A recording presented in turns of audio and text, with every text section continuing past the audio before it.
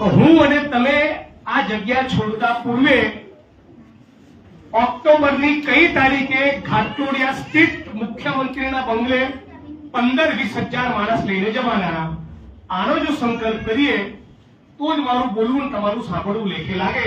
બાકી શું તકલીફ છે તો આપણે જાણીએ છીએ. બોલો, ઓક્ટોબરની કઈ તારીખ આપણે નક્કી કરીએ? તમારામાંથી અવાજ આવે એ તારીખના દિવસે કલેક્ટર ઓફિસ નહીં, મ્યુનિસિપલ કચેરી નહીં, ગુજરાતના મુખ્યમંત્રી ભૂપેન્દ્ર પટેલના બંગલે ઘાટલોડિયા જવાનું છે. બરાબર, તાકાત વાળો કાર્યક્રમ.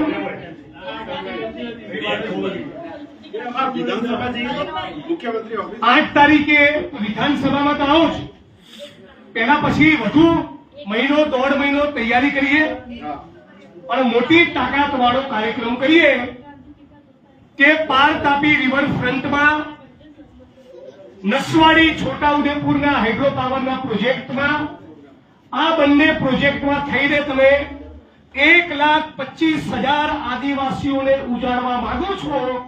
એ અમે ચંદોરામાંથી ડિસ્પ્લેસ થયેલા મુસ્લિમો, દેવી પૂજકો, સુભાષ બ્રિજમાંથી વિસ્થાપિત થયેલા ઠાકોરો અને રબારી વસાહત ઓઢવના માલધારીઓ ચલાવી લેવાના નથી.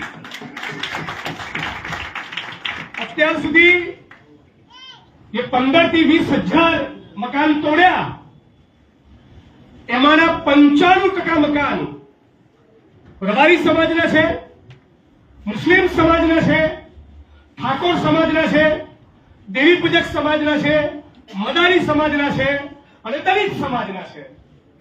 તો આપણે ચૂંટણીના રાજકારણમાં અને ચૂંટણીના રાજકારણ સિવાયની આવી મિટિંગોમાં સતત જે બોલીએ છીએ કે SC ST OBC minority, SC ST OBC minority, તો આનું ભેગું કરી 15-20 હજારની તાકાત સાથે મુખ્યમંત્રીના બંગલે ઘાટલોડિયામાં જઈએ અને કહીએ કે આ તમારા બાપનો દેશ નથી.